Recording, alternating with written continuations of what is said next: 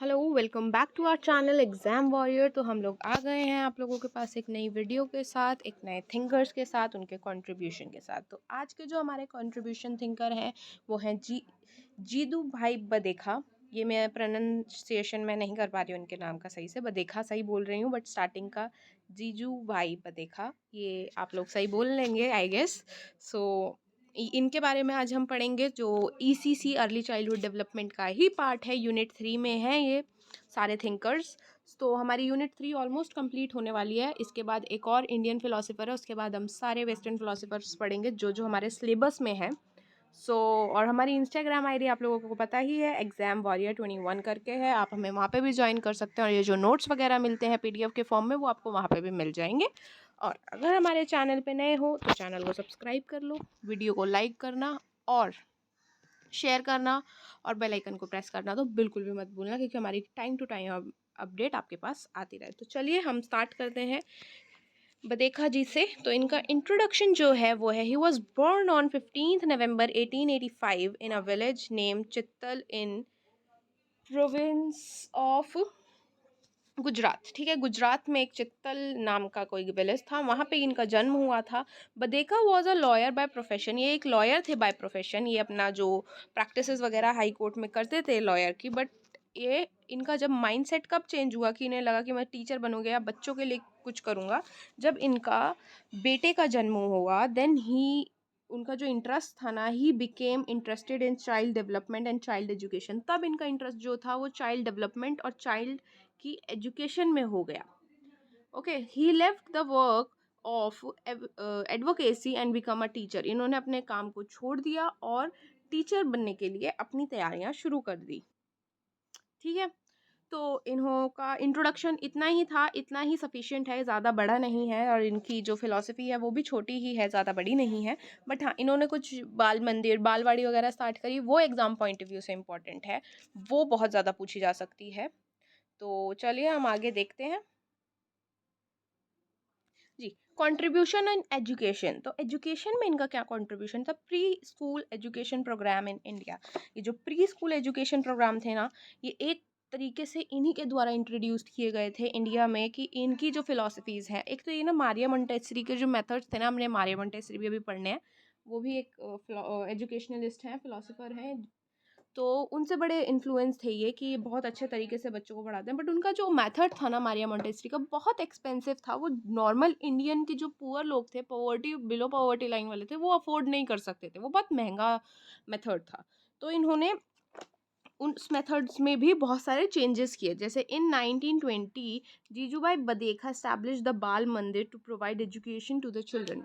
इन्होंने 1920 में जो है बाल मंदिर स्टैब्लिश किया, जिसमें इन्होंने बच्चों की एजुकेशन के लिए पूरा ध्यान रखा कि उन्हें इनिशियल इन द सेंस कि अर्ली ईयर्स की एजुकेशन, जैसे कि हमने पढ़ा है यूनिट 1 में कि अर्ली ईयर्स एजुकेशन बहुत ज़्यादा इंपॉर्टेंट होती है एक बच्चे की, क्योंकि वो बेस होता है, फाउंडेशन उस बच्चे के लाइफ की उन्हीं ईयर्स के द्वारा रखी जाती है कि उस ईयर में वो कैसा डेवलप करेंगे अपने आप को। ठीक है, इन्होंने बाल मंदिर कौन से 1920, एग्जाम में 1 मार्क क्वेश्चन में पूछ सकता है कि व्हेन जीजूभाई बदेखा स्टैब्लिश द बाल मंदिर इन विच ईयर। सो 1920 में किए थे, और बाल मंदिर जिसका इन्होंने नाम रखा था। He develop his own method of teaching to teach children. इन्होंने अपने खुद के मेथड्स बनाए कि उन मेथड्स से ये अपने बच्चों को पढ़ाएंगे, या जो बच्चे थे उन्हें पढ़ाएंगे। इन्होंने कोई पीछे से चलते आए मेथड्स को नहीं फॉलो किया, इन्होंने अपना खुद का इंट्रोड्यूस करा जो भी चीज़ इन्होंने करी थी। Next is they used very low cost teaching material and equipment. मतलब इनका था, मैंने जैसे बोला कि इनको सस्ती चीज़ें चाहिए थी, इन्होंने कहा था कि टीचिंग एड्स जो है, टीचिंग मटेरियल जो आप बना रहे हैं, फ्लैश कार्ड जो बनाएंगे आप, वो बहुत या तो वेस्ट सामान से बनाएंगे, जो चीज़ यूज़ नहीं है रीयूज़ करेंगे यूज़लेस चीज़ को, या बहुत सस्ते रेट पे बनाएंगे। ऐसा ना हो कि कुछ भी उसमें इतना एक्सपेंसिव हो जो आप एज अ टीचर भी ना अफोर्ड कर पाए और बच्चे भी ना कर पाए। तो इनका था मेन एम कि चीज़ें एकदम लो कॉस्ट की होनी चाहिए, सस्ती होनी चाहिए और बच्चों के लिए अच्छी होनी चाहिए। सो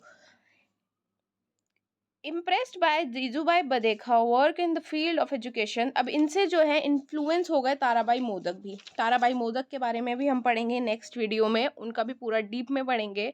और इन्होंने इनके साथ काम करना स्टार्ट कर दिया 1923 में। 1920 में इन्होंने क्या किया था, बाल मंदिर बनवाया था। और 1923 में ताराबाई मोदक भी इनके साथ जुड़ गए थे। उन्होंने भी सोचा कि मैं भी एजुकेशन की फील्ड में कुछ ऐसा ही करूँगा। अब now in 1926 they founded the नूतन बाल शिक्षा संघ। नूतन बाल शिक्षा संघ इन्होंने कब बनाया? 1926 में बनाया। ठीक है, ये डेट्स इसमें 4-5 हैं जो आपको याद रखनी पड़ेंगी, आप एकदम अच्छे से याद करना। 1920 में इन्होंने बनाया बाल मंदिर, 1923 में ताराबाई मोदक जो थे इनके साथ जुड़ गए थे, 1926 में जो है इन्होंने बनाया नूतन Bal Shiksha Sangh, which later become the basis for the development of ECC और बालवाड़ी। जो हम आज पढ़ रहे हैं सब्जेक्ट ईसीसी या बालवाड़ी जहां हम पढ़ते हैं, वो इसका बेस था ये नूतन बाल शिक्षा संघ। ठीक है, तो ये क्वेश्चन भी आ सकता है, what is the base of ECC and balwadi, तो आपको लिखना है नूतन बाल शिक्षा संघ। 1 मार्क क्वेश्चंस भी आते हैं क्योंकि एग्जाम में ऑब्जेक्टिव टाइप भी होते हैं, कुछ 1 लाइनर्स के होते हैं, कुछ 1 पॉइंट के होते हैं, तो उसके हिसाब से भी आप लोगों को अपने आप को प्रिपेयर करना है। डेट्स याद रखनी ज़रूरी है। 19 मैं बार बार रिवाइज करा रही हूँ आपको इसलिए।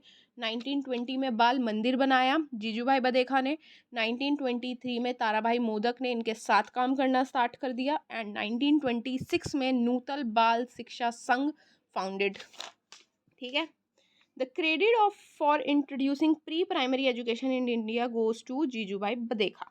बधेखा जी को जाता है कि जिन्होंने प्री प्राइमरी एजुकेशन पे इतना ध्यान दिया या उसको बढ़ावा दिया, इसलिए the pre primary education started by to was known as balwadi. मतलब इन्होंने आगे चल के जो बाल मंदिर था उसका नाम चेंज करके बालवाड़ी रख दिया। बालवाड़ी मतलब बच्चे जहाँ होंगे, बच्चों की जगह जहाँ पे सब बच्चों के हिसाब से होगा। ठीक है, he introduce the people of India to Montessori teaching method. जैसे मैंने आपको पहले भी बताया कि इन्होंने मॉन्टेसरी टीचिंग मेथड को इंट्रोड्यूस किया था इंडिया में लोगों को कि ऐसा टीचिंग मेथड होना चाहिए, बट लेटर ऑन इन्होंने उसमें भी चेंजेस करे, उसे भी चेंज किया क्योंकि इनके हिसाब से वो बहुत एक्सपेंसिव मेथड था बच्चों को पढ़ाने का, और इंडिया में उस टाइम पे इतने पैसे बहुत सारे लोगों के पास नहीं थे। He is campaign for children ran mainly in Gujarat. अब इनके जो कैंपेजन थे, जो ये एसोसिएशंस वगैरह मान लो, इनके जो थे सेंटर्स थे जहाँ ये सबसे ज़्यादा रन करते थे, वो थे गुजरात, राजस्थान, मध्य प्रदेश एंड महाराष्ट्र। ये 4-5 स्टेट थे जहाँ सबसे ज़्यादा इनके बालवाड़ीज़ वगैरह थे। आजकल तो बहुत सारी जगह हैं, तो उस टाइम पे वहाँ थे बालवाड़ी। अब बालवाड़ी बेसिकली क्या है? अब balwadi building should be near to the, balwadi मतलब फीचर्स क्या होने चाहिए बालवाड़ी के? अब balwadi building should be near to the home of the children. अब बच्चे के घर के पास हो बालवाड़ी, ऐसा ना हो कि बच्चे को आने जाने में ही उसका आधा टाइम निकल जाए और वो आने और जाने में ही थक जाए। ठीक है, अभी 2020 की जो न्यू एजुकेशन पॉलिसी है उसमें भी यही है कि बच्चे के स्कूल जो होगी, स्कूलिंग जो होगी उसके पास के स्कूलों में ही होगी। मतलब मेरे को एग्जैक्ट क्राइटेरिया नहीं पता कितने किलोमीटर के अंडर होगी, बट हाँ उसके जो आई गेस 4-5 है, 4-5 किलोमीटर के अंदर ही होगी, तो ज़्यादा दूर बच्चे का एडमिशन नहीं कराया जाएगा। Balwadi should have playground for children, a small garden and toilets. मतलब बालवाड़ी जो होनी चाहिए वहाँ हाइजीन का भी ध्यान रखा जाए, बच्चों की खेल कूद का भी ध्यान रखा जाए, बच्चों के इंटरेस्ट का भी ध्यान रखा। मतलब गार्डन होंगे तो बच्चे खेलने में अपने आप को अच्छा कंफर्टेबल फील करेंगे, उनका इंटरेस्ट होगा, उनको अच्छा लगेगा, इंटरेस्टिंग लगेगा, तो वो रोज़ रोज़ आया करेंगे वहाँ पे, है ना। Sufficient material should be available for the children according to their need. मतलब सफिशिएंट मटेरियल मतलब उनके खेलने के लिए, उनके पढ़ने के लिए, उनके बैठने के लिए, उनके वॉशरूम्स वगैरह जाने के लिए, उनके खाने के लिए सफिशिएंट सामान होना चाहिए बालवाड़ी के अंदर। बालवाड़ी है तो मतलब छोटे बच्चों से डील करो, तो छोटे बच्चों की जो नीड्स भी ज़्यादा होती है। वो बच्चा सो जाएगा तो उसके लिए एक बेडिंग का भी होना चाहिए, सब चीज़ें वहाँ होनी चाहिए कि बच्चे को कुछ भी जो हो प्रॉब्लम ना आए। और इनके इसमें एक और अच्छी चीज़ थी, उस टाइम पे लाइब्रेरी का कॉन्सेप्ट इतना नहीं चलता था, बट इन्होंने बच्चों की क्लासेस में एक छोटा सा कॉर्नर भी बना रखा था जहाँ इन्होंने बुक्स रख रखी थी, जो वहाँ से उन्हें स्टोरीज वगैरह पढ़ाते थे या बताते थे, उनका इंटरेस्ट बिल्ड करने की कोशिश करते थे। तो ऐसा इनका था बालवाड़ी का कॉन्सेप्ट। सो नेक्स्ट इज हाँ टीचिंग मेथड। अब टीचिंग मेथड क्या होना चाहिए? ऑब्जर्वेशन मेथड होना चाहिए कि बच्चा जो है ऑब्जर्व करके सीखे चीज़ें। अगर टीचर कुछ कर रहा है, वैसे भी इमिटेट तो बच्चा करता ही है, ऑब्जर्व तो बहुत ज़्यादा करता है बच्चा जो भी उसके आसपास हो रहा होता है, और उसको अपने बिहेवियर में भी अडॉप्ट कर लेता है। तो ऑब्जर्वेशन मेथड बच्चे के पास होना चाहिए कि वो ऑब्जर्व करके चीज़ें सीखे। स्टोरी मेथड मैंने जैसे भी बताया, लाइब्रेरी इन्होंने, लाइब्रेरी नहीं, एक कॉर्नर बनाया था बुक्स का क्लासरूम के अंदर ही, जहाँ से बच्चे बुक्स पढ़ते थे या टीचर उन्हें पढ़ाती थी इंटरेस्टिंग वे से। तो ऐसे था। डेली लाइफ मेथड मतलब उन्हें डेली लाइफ से कनेक्ट करना है, डेली उनके पास जो चीज़ें हैं या जो कुछ चीज़ें करते हैं उनसे उन्हें कनेक्ट करके चीज़ें समझानी है। क्वेश्चन आंसरिंग मेथड ऐसा नहीं होना चाहिए कि बस टीचर ही टीचर बोलेगी या स्टूडेंट ही स्टूडेंट बोलेगा, दोनों साइड से इक्वल कम्युनिकेशन होनी चाहिए। क्वेश्चन अगर टीचर पूछ रही है तो आंसर बच्चा देगा, अगर क्वेश्चन बच्चा दे रहा है पूछ रहा है तो आंसर टीचर को देना पड़ेगा। तो ऐसा होना चाहिए। Next is discussion method. तो डिस्कशन भी अच्छे से होना चाहिए क्लास के अंदर। वन वे कम्युनिकेशन नहीं होनी चाहिए कि एक ही साइड से बोल रहा है इंसान, दूसरी साइड बस लिसनिंग पे ही है सब। नहीं, बच्चों के साथ पूरा इंटरेक्शन रखना है, पूरा उनको रखना है कि आपको ऐसे करना है, ऐसे नहीं करना है, उन्हें पूछना है, उनसे बताना, मतलब इंटरेक्टिव माहौल रखना है क्लास के अंदर। ऐसा नहीं करना कि एक ही इंसान बोलेगा या बस बच्चा ही बोलेगा या टीचर ही बोलेगी। लर्निंग बाय डूइंग, ये तो ऑलमोस्ट सारे जितने भी हमने फिलोसफर्स पढ़े हैं सब में है learning by doing. Question answering method, discussion method, ये तो आपको मुझे लग रहा है अब तक रट भी गए होंगे कि सब में सेम चीज़ें हैं, बस सबका कहने का तरीका थोड़ा अलग कह सकते हो आप। गांधी जी भी ये बोलते हैं लर्निंग बाय डूइंग होनी चाहिए, टैगोर भी बोलते हैं, जिद्दू कृष्णमूर्ति भी बोलते हैं, अब जीतू भाई बदेखा भी यही बोल रहे हैं कि लर्निंग बाय डूइंग होनी चाहिए, डिस्कशन मेथड होना चाहिए, क्वेश्चन आंसरिंग मेथड होना चाहिए। तो अब नेक्स्ट इज डिसिप्लिन। अब डिसिप्लिन कैसा होना चाहिए? He was in a favor of the right to freedom for the children। ये बात किसने कही थी? फ्रीडम होना चाहिए चाइल्ड को, वो गांधी जी ने भी कही थी, टैगोर ने भी कही थी एंड जिद्दू कृष्णमूर्ति ने भी कही थी। सबने ये बात बोली थी कि फ्रीडम चाइल्ड का होना चाहिए, कि उसे कैसे पढ़ना है, कैसे चीज़ें करनी है, वो उसके ऊपर डिपेंड करता है। वो टीचर उसे फैसिलिटेट करेगा सामान का देकर, बट उसका हेल्पर का रोल निभाएगा, गाइडर का रोल निभाएगा, बट वो सारी चीज़ें बच्चे को करके नहीं, वो बच्चे की अपनी पर्सनल चॉइस होगी। He was oppose to corporal punishment for children. Punishments के भी अगेंस्ट थे, इसके अगेंस्ट गांधी जी भी थे कि पनिशमेंट नहीं देगा कोई भी बच्चे को, either he is doing something और नॉट। अगर वो कुछ कर रहा है तब भी, नहीं कर रहा है तब भी, पनिशमेंट के थ्रू, मार पिटाई से किसी भी बच्चे को नहीं पढ़ाया जाएगा। और ये होना भी नहीं चाहिए, क्योंकि बच्चे को जब आप मारते हो ना, तो एक तो वो ज़िद्दी हो जाता है कि क्या होगा at the end of the day, मार लेंगी, इससे ज़्यादा तो कुछ नहीं होगा ना, या घर पे मम्मी मार लेगी, इससे ज़्यादा तो कुछ नहीं कर सकता ना कोई। तो वो बच्चे को एक हैबिट में आ जाता है कि मैं पिट लूँगा, काम नहीं करता हूँ। उसे प्यार से समझाओ, उसको उसके तरीके बदलो उसे पढ़ाने के, या कुछ ऐसा करो एज़ अ इन फ्यूचर आप लोग टीचर्स बनोगे, अपने बच्चों को पढ़ाओगे तो बच्चे बहुत ज़्यादा इरिटेट कर देते हैं। आई एग्री दैट कि बहुत एक्सट्रीम लेवल पे इरिटेट करते थे, नहीं सुनते बात, नहीं करते हैं काम, बट स्टिल आपको बहुत ज़्यादा पेशेंस रखने पड़ेंगे, क्योंकि एक तो आप प्री स्कूलर को पढ़ाओगे, बिल्कुल एकदम नए नए बच्चों को पढ़ाओगे जो बिल्कुल सीख ही रहे हैं स्कूल में आना या काम करना। तो आपको उस हिसाब से अपने आप को मेंटली प्रिपेयर करना होगा कि मैं इस बच्चे को मारूंगी नहीं। आपको तरीके ढूंढने, वो तो बच्चा है सामने, उस बच्चे को नहीं पता मैं क्या कर रहा हूँ, क्या बोल रहा हूँ, मैं ये चीज़ गलत कर रहा हूँ, सही आपको पता है। आपको उसे इस हिसाब से ट्रेन करना है कि उसे वो चीज़ें समझ आए कि उसे ऐसा करना है, उसे ऐसा नहीं करना है, उसके बिहेवियर में चेंजेस आए। मतलब बच्चे को नहीं बदल देना कि वो बिल्कुल ही पढ़ाई में हो जाए, कि पढ़ाई का कीड़ा उसका चाइल्डहुडनेस जो है उसके अंदर वो ही खत्म हो जाए, बट उसको उन चीज़ों से इंट्रोड्यूस करना है जो उसके लिए हेल्पफुल है, उसके लिए अच्छी हैं। Then next is he believe that learning by possible only through love and sympathy. मतलब उनका मानना है कि जो बच्चा है वो किसी भी चीज़ को लर्न कर सकता है, ये अगर उसे आप प्यार से समझाओगे, उसे आप मार पिटाई नहीं करोगे और उस पर सिंपैथी वगैरह दिखाओगे, मतलब उसको प्यार दिखाओगे। मतलब अगर आप बच्चे को प्यार से कोई चीज़ समझाओगे तो वो आज नहीं तो कल समझ जाएगा, बट अगर आप वो मारो पीट कर उसे समझाओगे ना, तो वो लाइफ लॉन्ग उस चीज़ को नहीं समझेगा और वो और जिद पकड़ लेगा कि अब तो मुझे ये चीज़ करनी ही नहीं है। एज अ चाइल्ड आप लोग अपने आप को भी रख कर सोचो, जब आपकी टीचर आपको मारती थी या हमें मारती थी तो हम लोग ऐसे थे, अब तो मैं बिल्कुल नहीं करूँगा। मैं तो ऐसी ही थी भाई बचपन में कि अब तो मैं बिल्कुल नहीं करूँगी, अब मुझे इस पर डांट पड़ गई है, मेरे को डांट दिया है, मेरे को मार दिया, मैं अब नहीं करूँगी, दैट मीन्स नहीं करूँगी। मैं अभी भी ऐसी हूँ, अगर मेरे को कोई चीज़ पे हो गया नहीं करना तो मेरे को वो नहीं करना है। अगर आप मुझसे प्यार से बोलोगे, प्यार से समझाओगे तो वो कर दी जाएगी चीज़। तो ऐसे ही बच्चों का होता है, आप प्यार से बोलोगे, प्यार से समझाओगे, सिंपैथी दिखाओगे, लव दिखाओगे, उन्हें केयर दिखाओगे, तो वो मान जाएंगे। अब बच्चे का सेल्फ डिसिप्लिन होना चाहिए, कि वो सेल्फ डिसिप्लिन की बात टैगोर ने भी कही है, सेम वर्डिंग से सेल्फ डिसिप्लिन वाले। सेल्फ कंट्रोल होना चाहिए कि उन्हें किसके सामने कैसे बिहेव करना है, कैसे नहीं करना है। उनको इमोशनल कंट्रोल भी अपना आना चाहिए कि हर किसी के आगे नहीं रो। बचपन में तो बच्चे हर किसी के आगे रो देते हैं, उनको चीज़ अच्छी नहीं लगी, उनकी चीज़ ले ली, सब ने रो लिया। बट धीरे धीरे धीरे धीरे डेवलप होता है ना कि सबके आगे नहीं रोना। कुछ स्पेसिफिक लोग हैं इनके आगे रोना है, या कोई कोई तो होता है जो अकेले रूम में रोते हैं या बाथरूम में रोते हैं। सो या next is role of teacher कैसा होना चाहिए। अब रोल ऑफ टीचर जो है, make child the centre of learning. Child होना चाहिए सेंटर लर्निंग का, उसके हिसाब से चीज़ें चलेंगी। आप हमारे एज अ टीचर आपके या मेरे हिसाब से चीज़ें नहीं होंगी। जो बच्चे की नीड है, जो बच्चा चाहता है, जैसे बच्चा चाहेगा वैसे चीज़ें होंगी। सेंटर वो है लर्निंग का, उसे याद कराना है। हम लोगों को पता है चीज़ें ऐसे होंगी ऐसे। अब कॉन्सेप्ट जो है चाइल्ड के अंदर बिल्ड करना है हमें। Prepare the learning environment. Learning environment होना चाहिए एक क्लासरूम के अंदर। क्लासरूम जो है वो बस एक प्लेग्राउंड ना रह जाए बच्चों के लिए कि आए खेले कूदे खाए पिया और घर चलो जी बाय बाय। नहीं, बच्चों के लिए अच्छे से अच्छा एनवायरनमेंट प्रोवाइड करना है जहाँ पे लर्निंग हो, टाइम टू टाइम चीज़ें हो, एक पूरा टाइम टेबल हो कि इस टाइम पे बच्चों को पढ़ाना है, इस टाइम पे खिलाना है, इस टाइम उन्हें लंच कराना है, इस टाइम उन्हें स्टोरी बतानी है, इस टाइम उन्हें कोई एक्टिविटी करानी है। ये प्री स्कूल में आएगा ये क्वेश्चन भी कि आपको डे प्लान करना है एक प्री स्कूलर का, तो आप कैसे करेंगे वो हम जब प्री स्कूल पढ़ेंगे तब करेंगे।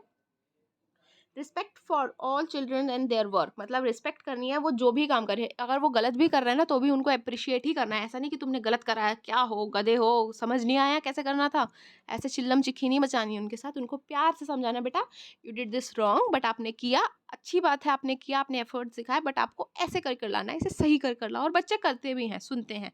जब मैं स्कूल में थी, पढ़ा रही थी बच्चों को, तो बच्चे गलत कर लाते थे। केजी नर्सरी के बच्चे से आप क्या ही एक्सपेक्ट कर सकते हो, वो सही नहीं करेंगे।